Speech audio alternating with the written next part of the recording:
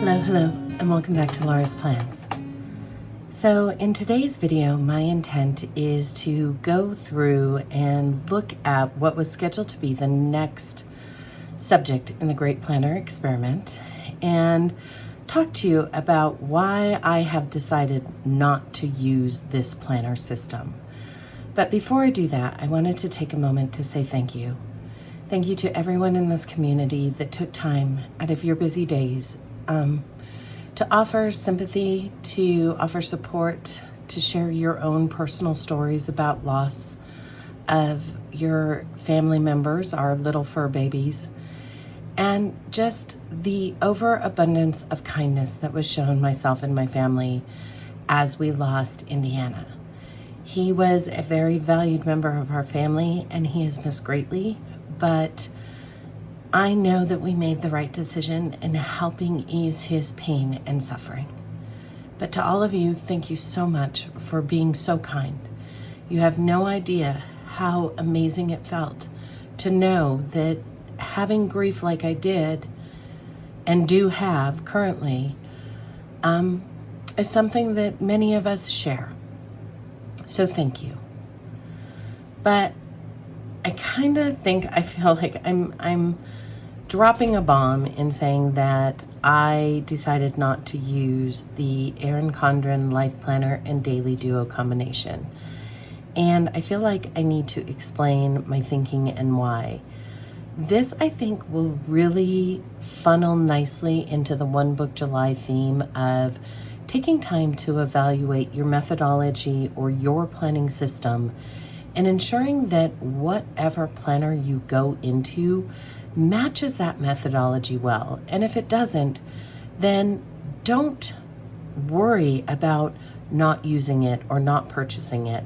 And especially now that we're going into the 2023 planner launch season and there's going to be SOS moments, those shiny object syndrome moments, or there's going to be those magpie moments where you're watching someone premiere a new planner system for 2023, you can have a clear idea of what it is you need and want in a planner so that you don't make those rash decisions to purchase without knowing whether or not it's even plausible. And I speak from experience on this because over the last 18 months to 2 years, as my planner system has shifted and changed due to transitions in life phases, I've been kind of in a planner flip-flop cycle that I wasn't able to settle with until now. And I think the reason that I'm feeling so at peace and so comfortable in what I'm using is because I am able to identify exactly why it works. I'm also able to take that same evaluative scope and understanding and apply it to a planner that just was purchased a few months ago. So let's go ahead and dive in. Okay, so on top you can see this little card, and as I started the Great Planner Experiment, I identified the elements or components of my methodology that are non-negotiables. I have to be able to do these things in order for a planner to be able to function. The one caveat to my methodology or components is that I do want to and need to have a separate work system that at times will be completely separate and at times elements will funnel into my personal system. Overall, I tend to be a one book or minimal book type person. When I start to add in lots and lots and lots of different notebooks and notebook covers and, when I say one book, I don't literally mean one book because obviously a traveler's notebook system is 4 smaller notebooks in one for me. What I'm saying is when I start to add in multiple section, almost compartmentalized notebooks that have their own covers and their own elements that go into them, I get very uncomfortable with that and I don't function well. So knowing that, I can apply an evaluation to any notebook now that I want to or think I may want to use, and be able to say, yes, this is definitely something that will work or something that won't. One of the reasons this has been like my most cherished, comfortable old shoes is I am able to easily input or inject into the system all of these components. They work well back and forth with each other, and I'm able to extract information out of them easily. When I set this up, I went over it, but we'll really quickly just go through it. The first notebook that I come to is my long-term collections and reference notebook. So it has in it my capability to future plan for a whole year. It also has in it my ability to index everything I need to within these books currently, as well as master index capabilities that allows me to keep track of information through volumes of information input. I have my bullet journal section that I use, and I ran out of pages in this one, so I have 2 of them right now. But I have a month on 2 pages for current planning and elements. I have my intentions. I have my weekly dashboard set up with all of the weekly information I track, as well as daily pages and the ability to add notes pages or project ideas or planning pages or whatever I want to into that notebook without having issues. I also do not fear with this system the idea of page consumption, because I know I can always add in another book when I run out, and all I have to do is add the volume number, and it keeps it logically moving for me. The third element that I love and have to have is a place to scribble. I'm a journaler, stream of conscious, emotional, memory type journaler, and I do employ morning pages. And so I am able to keep that in its own notebook that is separate from my daily and monthly functional planning. And that to me is a prize, because everything that I need, everything that I typically want to touch on a daily basis is housed in this one notebook, with the exception of work. And work is kept in this small notebook. It's self-contained. There is no bleed over of personal, unless it's something like we have a family vacation, so I'm going to be gone a certain week of a month, and I know not to schedule anything on there. So this notebook, coming into it, I was really surprised at how comfortable it was, how functional it was. I have planned for many years in a traveler's notebook, and then I set them aside for things like the Hobonichi Cousin, the Weeks, the Wonderlands, the right, ... put an ellipse on it, because I have tried so many different things and they didn't work. And the reason that they didn't work is because although I was able to fit some of these components in easily, others were a struggle. And if you're struggling to input information into your planner system, then it's not ultimately going to work for you. Because for me, my planner has to be like second nature. I need to be able to open it up and know exactly where I need to flip to put something in. Because if I'm having to stop and think about it, that means that it is not functioning for me the way I need it to. So let me set this aside, because this little lovey, it is like that favorite pair of shoes. It just works. And as I began to go in and try to set up the next subject, I realized I wasn't willing to give this up in order to struggle in this system.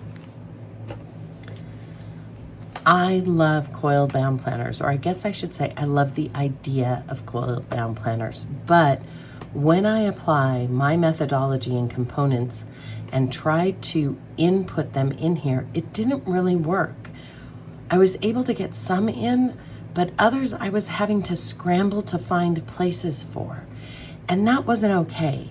I was able to find a place to put an index, but it's at the back, but the collections and note pages were so minimal that in order to do what I need to be able to do for a full year, I would have to add in another notebook. And so I realized that, yeah, I could add in a lovely little traveler's notebook addition to this, and that would be okay.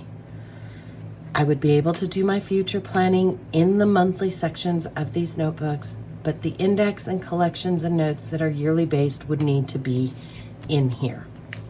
And I thought, not bad, okay. But then I went into my monthly planning section, and that's where not only do I want to have a month onto page area to be able to record information, I also want to be able to have daily gratitude, which at first I was like, okay, that works. I can use the monthlies located in the daily book, the daily duo. And I thought, all right, that's not too bad. It's not how I prefer to have it, but it still works.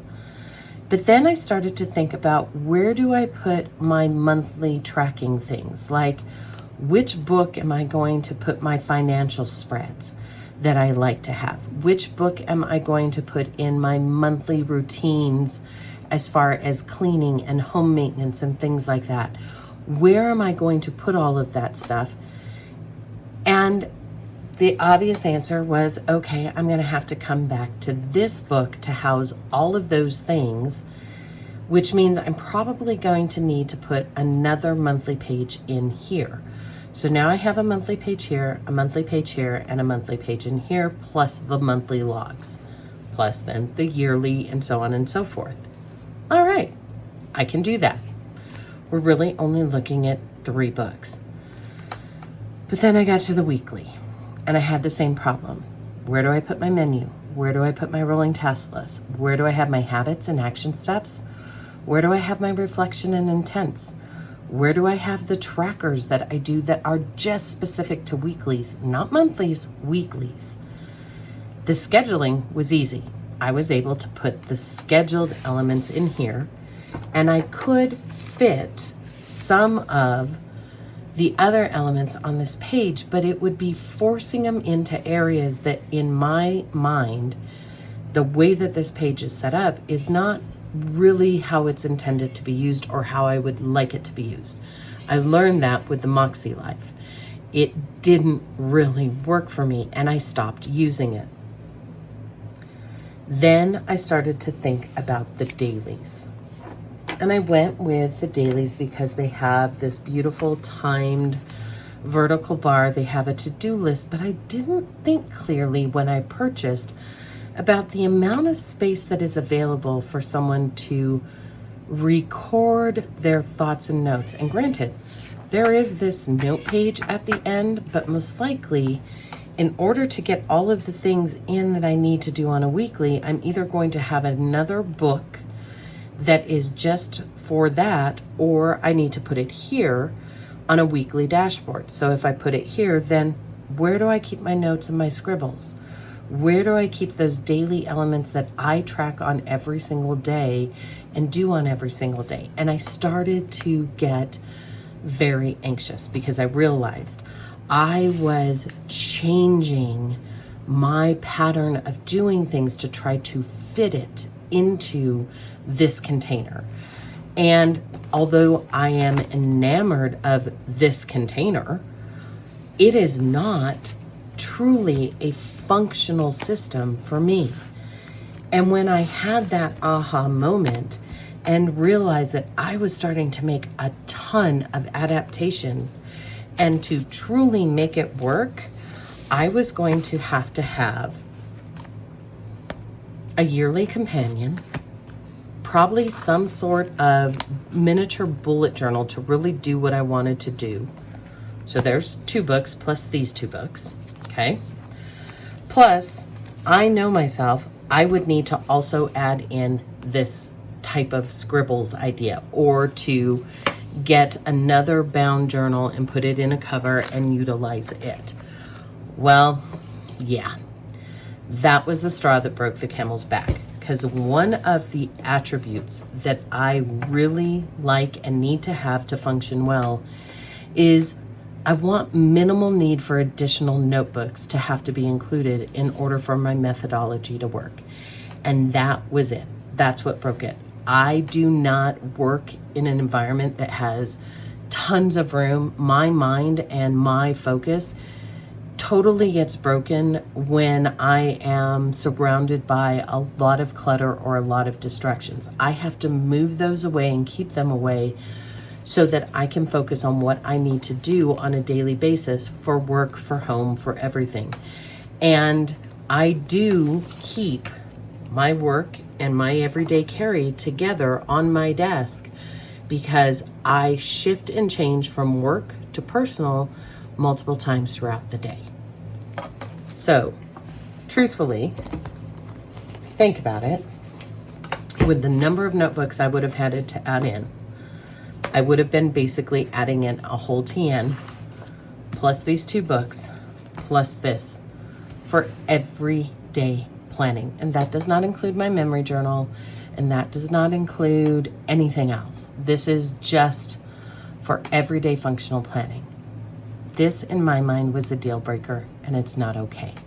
For me, I need something more concise and more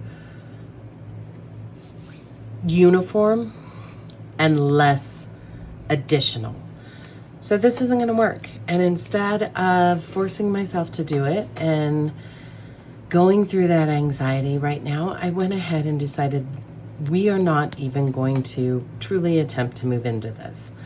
I did try, and I did set up a few pages and did a few mock pages and things like that. And I'll be honest, they're just not going to work. But I do have a friend who loves coil bound. She's used it for years. Reached out to her. She hadn't bought anything for 2023, and she really would love to have this set. And so I'm going to be sending it to her. I'm selling it to her because, yeah, it's slightly used, but she is happy to have it. So these are beautiful planners, and certain types of systems like hers work really well in it. Certain types of planning methodology work really well in it. But the type of planning that I do, I think, is more attuned to a bullet journal style than it is a structured planner style. And that's what I needed to find out. Because, like I said, the last 18 months, I have bought a ton of very structured planners. And outside of work and utilizing them for work, they don't really work for me. And so it's time to stop.